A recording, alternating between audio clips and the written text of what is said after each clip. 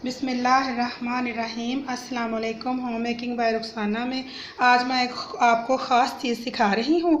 इसे हम कह सकते हैं मगज़ की पंजीरी भी कह सकते हैं, मगज़ का हलवा भी कह सकते हैं, मीठा मगज़ भी कह सकते हैं।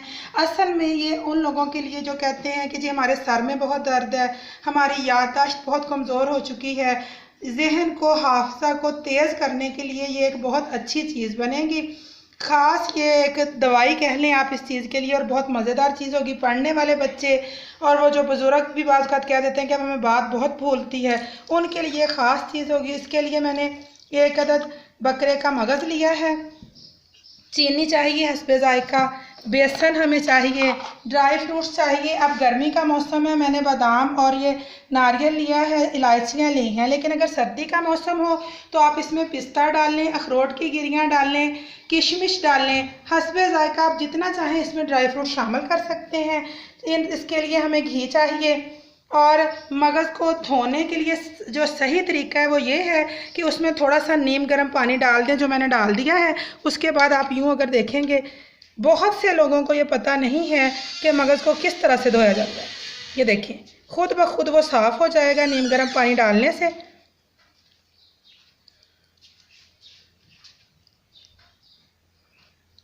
इस तरीके से आप उसको बिल्कुल साफ़ करेंगे नीम गर्म पानी में। कुछ देर के लिए, आधे मिनट के लिए डिप किया है उसको, और फिर अगर आप यूँ खींचेंगे तो ये बिल्कुल क्लीन हो जाएगा।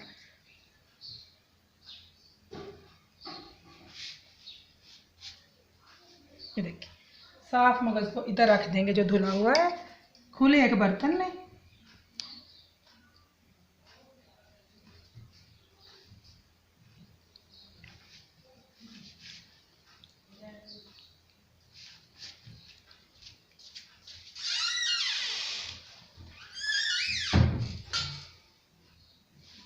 मैंने बकरे का मगज़ लिया है। अगर आप ज़्यादा मिक़दार में बनाना चाहते हैं, आप 2 बकरों के भी ले सकते हैं, और बड़े गोश्त में भी आप बड़ा मगज़ भी ले सकते हैं, क्योंकि वो मिक़दार में ज़्यादा होगा।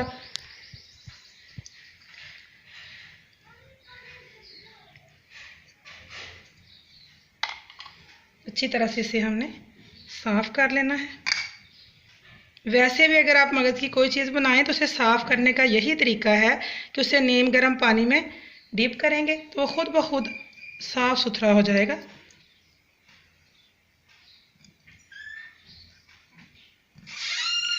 ये देखिए, मगज़ हमारा बिल्कुल क्लीन हो चुका है।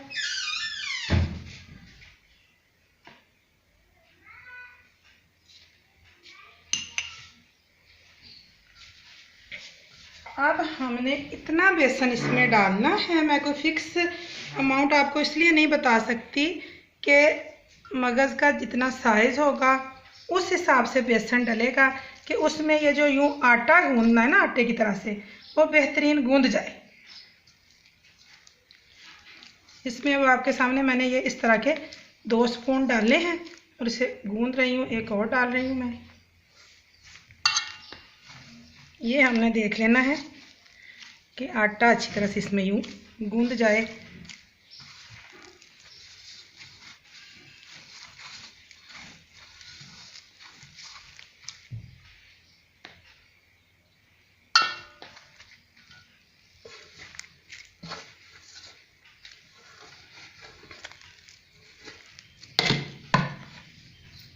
कोई इसमें पानी नहीं डालना, कोई और चीज़ नहीं डालनी, सिर्फ मगज़ के अंदर बेसन मिक्स करना है इतना कि वो एक जैसे गूंदा हुआ आटा होता है ना, इस तरह की शेप में आ जाए।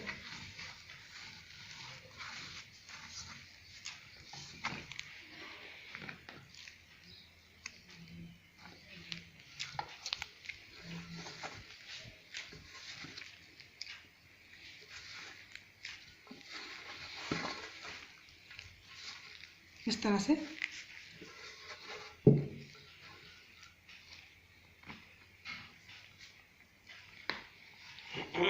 तकरीबन इसमें 1 कप जो है ना बेसन का वो डला है।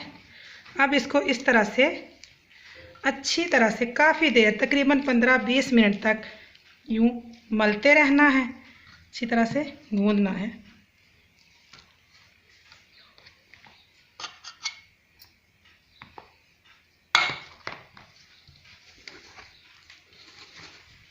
इस तरह से अच्छी तरह से ज़ोर लगा लगा के 10-15 मिनट के लिए इसको यूँ अच्छी तरह से गूंदना है। गूंदने के बाद 5-7 मिनट के लिए इसको रख देना है।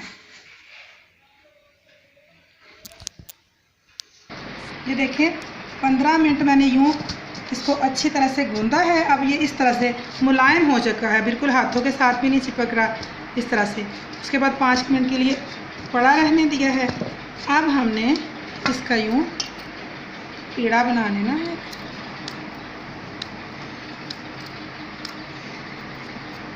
इस तरह से थोड़ा सा बेसन बेलन पे लगा लेना है। अगर आप ये बेलन वगैरह इस्तेमाल करना नहीं जानते या आपके घर में नहीं है तो आप वैसे भी छोटे छोटे पेड़े बनाकर इनकी टिक्कियाँ बना सकते हैं, कोई मसला नहीं है। इसको यूँ ज़रा यूँ कर लिया।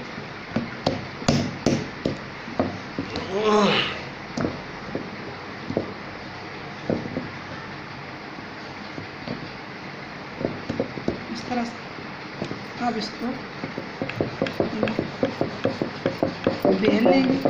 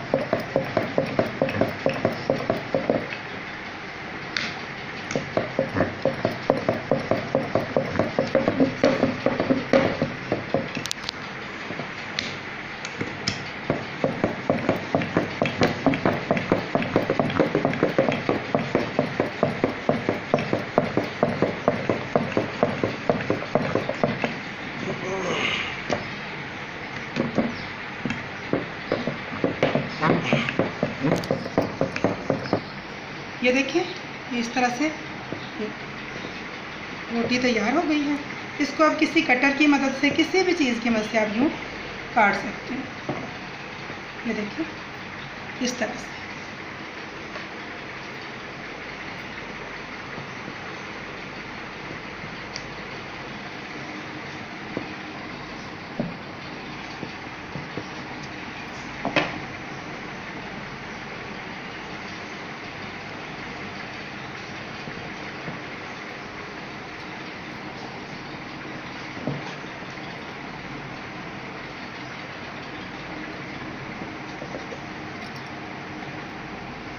बाकी जो बच गया है उसको फिर उसी तरह से बेल कर उसकी भी इसी तरह से टिक्कियाँ बना लेंगे। ये देखें सारी की सारी ये इस तरह से टिक्कियाँ सी बन गई हैं। पैन में घी डाल के मैंने गर्म होने के लिए रख दिया है। अब हम इनको फ्राई करेंगे। सारी की सारी टिक्कियाँ इस तरह से फ्राई करेंगे।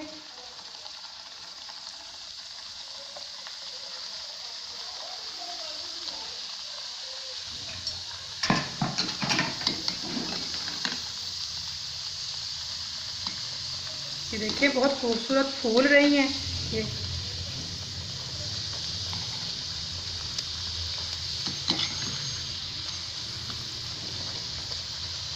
देखिए फूल चुकी है।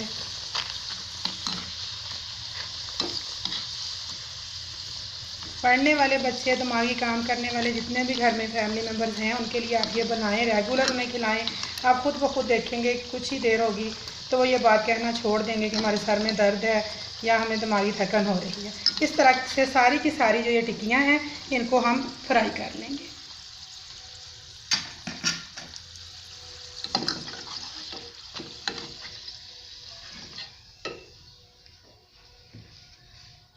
बाकी की जो है उन्हें भी फ्राई कर रहे हैं।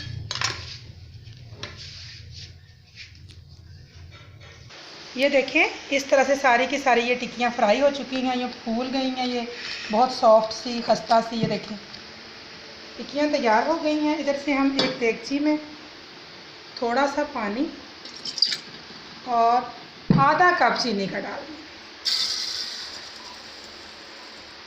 इसकी चाश बनने के लिए रख देंगे और ये जो टिक्कियाँ हैं इनको हामन दस्ते में डालकर अच्छी तरह से पीस लें।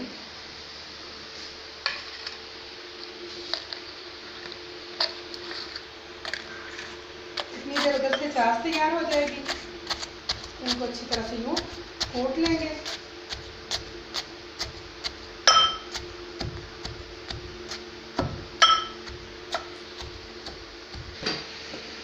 ये देखें, ये बिल्कुल इस तरह से दोबारा से जैसे बेसन की शक्ल हो, सफूफ बन चुका है। सारे की सारी टिक्कियाँ इसी तरह से हमने पीस ली हैं।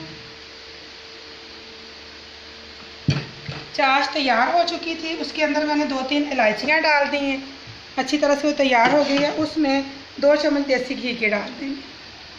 अगर आपको देसी घी अवेलेबल नहीं है तो कोई बात नहीं, आप दूसरा भी इस्तेमाल कर सकते हैं, लेकिन ज़ाहिर है कि देसी घी जायके में और ग़िज़ाइयत में दूसरे से कहीं बेहतर होगा। इसके अंदर अब ये शामिल कर देना है। अच्छी तरह से इसको मिक्स कर देंगे।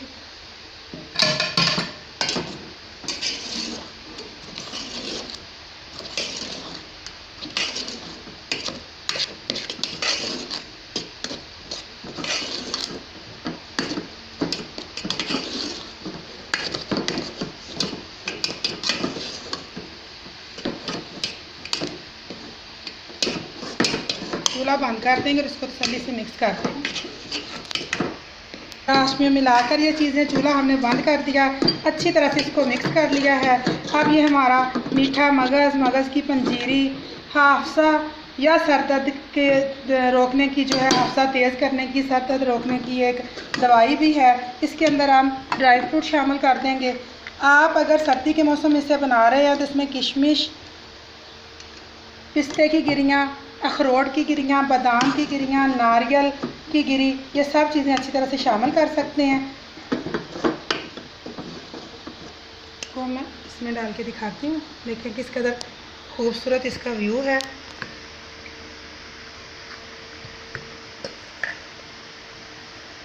इसके ऊपर बाकी ड्राई फ्रूट डाल देंगे।